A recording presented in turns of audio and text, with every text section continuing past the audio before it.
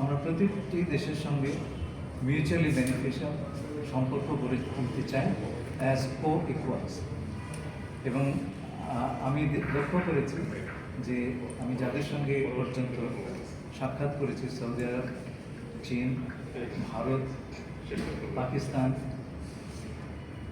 America যুক্তরাষ্ট্র এবং European ইউনিয়নের বেশ কয়েকজন রাষ্ট্রদূতের সাথে তাদের মধ্যে আমি লক্ষ্য করেছি এই সরকারের প্রতি তাদের বিপুল আস্থা এবং আমাদের সঙ্গে ঘনিষ্ঠভাবে কাজ করবার তাদের যে একটা প্রবল ইচ্ছা, সেটা আমরা দেখেছি। আমরা আশা করি আমাদের অঞ্চলের এবং বিশ্বের অন্যান্য স্থানে আমাদের যে সমস্ত বন্ধু রাষ্ট্র আছেন তাদের সবার সঙ্গে আমরা অত্যন্ত গভীর সম্পর্ক যে আমরা চালিয়ে যেতে আমরা প্রতিষ্ঠা করতে পারব। আমরা বলেছি আমাদের যে সমস্ত ইস্যু আছে সেই ইস্যুগুলো আমরা সম্মানজনকভাবে পারস্পরিক